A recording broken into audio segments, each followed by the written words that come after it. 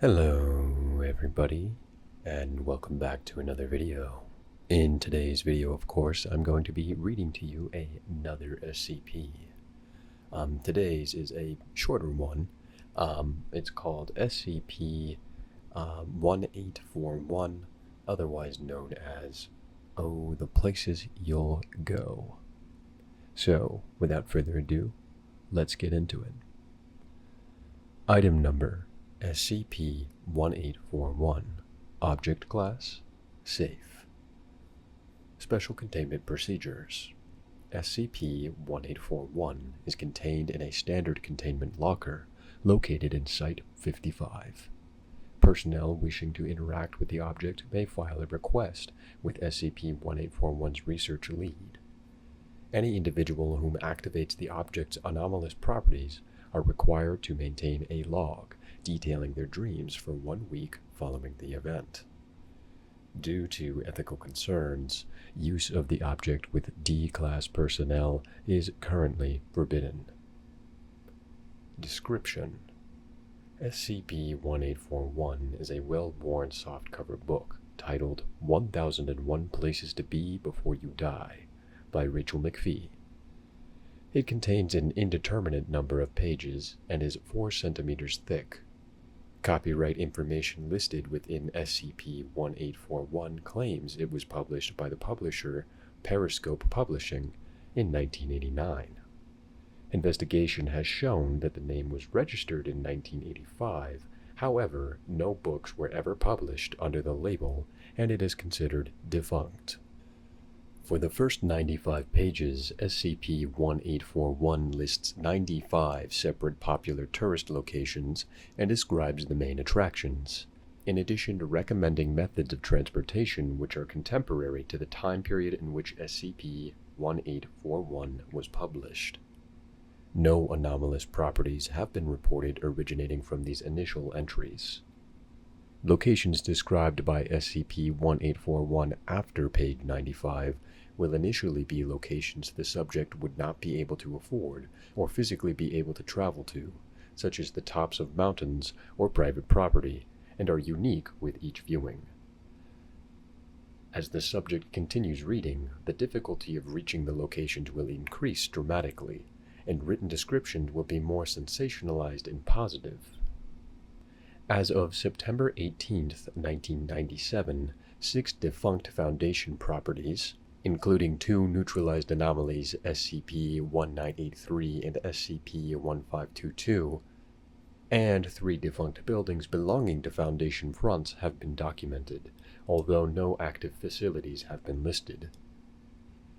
When the subject passes page 1001, additional entries will manifest within SCP-1841. These new pages do not add to SCP-1841's mass and will demanifest after being turned over to view the next page. The descriptions for these locations appear to be directly aimed at the subject and often list specific tasks to be completed by the subject while visiting it. Examples include: Subject: D1221. Location: Nala's grave. Description: You never got to see where she was buried after you did what you did. It's beautiful in the spring when the poppies bloom. Task: Even after what happened, she still loves you. The least you could do is leave a lily at her grave. Subject: Researcher Sandberg. Location: The place where you first kissed him. Description: An amusement park dark ride, the place where many young couples exchange their first kiss in the veil of darkness. The smell of pine needles is most notable in the summer. Task: Take in the atmosphere and remember why you fell in love with him in the first place. Subject: Dr. Elliot. Location: Greenhouse 4. Description: The windows are busted now, but it's still in one piece. Please be careful about the glass when you come visit the old hiding spot. There's some loose shards there. Task: Count the seeds in a pod. Maybe name them so they don't grow up without anything to be called. Subject: Dr. Everwood. Location: Mom's place. Description: It smells like perfume and roses all the time. bring a coat. It gets cold this time of year. Task: you already know what to do. Subject: Director Elder. Location: outside. Description: you can do it.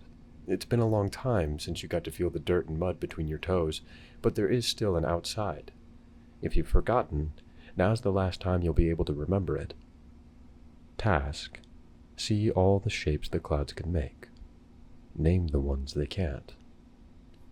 Subject: Dr. Clef. Location: Kondraki's place. Description: it took a long time, but he let it go. They all will, eventually. Task: hear the first steps of a French child. It's better than any forgiving word. Following exposure to SCP-1841, subjects have reported having vivid dreams and nightmares about traveling to the locations described within SCP-1841, and that waking occurred directly before arriving at their destination. Some subjects have reported a strong desire to visit these locations, and may attempt to visit the location and accomplish the tasks listed in SCP-1841. Attached below is a log of reports filed by personnel who attempted to visit the locations listed in SCP-1841. Subject: D-1221. Actions taken: D-1221 was escorted to Jacksonville, Florida, where he had been arrested for killing his cat in 1990. Immediately upon reaching the wooden cross that denoted Nala's grave, he fell to his knees and began weeping. Notes: upon being questioned as to how he felt after this event, D-1221 expressed he felt as if Nala forgave him. She really forgave him. Subject: Researcher Sandberg. Actions taken: Sandberg took a week of vacation time and traveled to West Mifflin, Pennsylvania to visit Kennywood's old mill dark ride. Notes: it used to be a Garfield dark ride. Garfield's nightmare. It was awful. He loved it.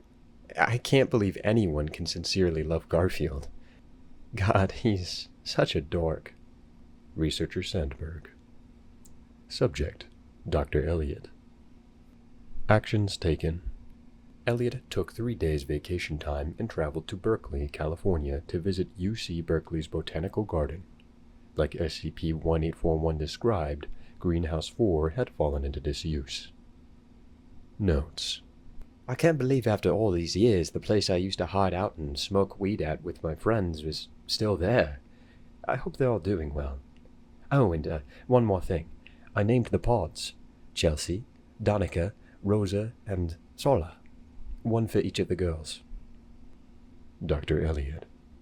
Subject: Dr. Everwood. Actions taken: Everwood visited their mother in the nursing home she currently lives in after work, but claims she was deceased when they got there.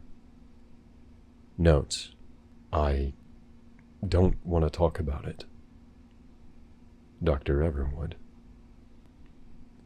Subject: Director Elder. Actions taken: Elder took her first steps outside of Site-55 in 10 years. Notes: it's so much warmer than I remember, but it's just as beautiful. Director Elder. Subject: Dr. Clef. Actions taken: not applicable. Notes: no.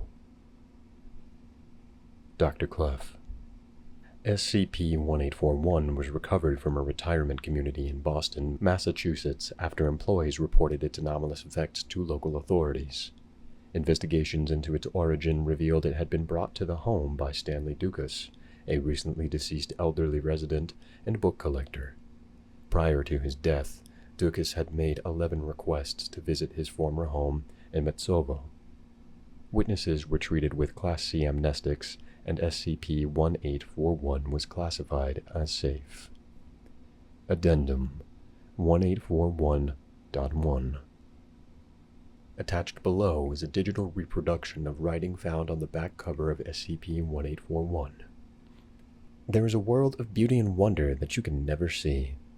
Even if there's so much out there that you cannot see, what's been done was enough. There's never going to be enough time to see everything, but be happy with what you have. So what if you didn't see the world? There were family, friends, and an experience that's unique to you. That's what each of us have. What you took away from this whole uncaring thing. Even with everything you never saw, there's something that this amazing unknown will never see. Your experience. And that's it. Like I said, this is a bit of a shorter one, but I do hope you enjoyed it. I plan on doing some more here in the coming future. I might do a voice impression video coming up here. It's a little bit outside of my comfort zone. I mean, I've always liked doing voice acting and stuff like that, but I'm highly critical of the kind of stuff I do, even in videos like these. I mean, if I were to include all the time that I spent rerunning lines until I got the perfect voice, it'd take a while. And even then, I'm still not, like, perfectly happy with things. I have certain niches I fall into with my voices. However, I think I do well enough of a job that I might be able to do some voice impressions, somewhat like ASMR or Matt-tastic ASMR now. He's a big point of inspiration for me. He's probably the main reason I got into what I've done, and I'm sure if you've listened to me and him, there's a lot of similarities you can see in my work that you can also see in his. In any case, thank you for humoring my desolate ambitions, and I'll see you in the next video. Bye-bye.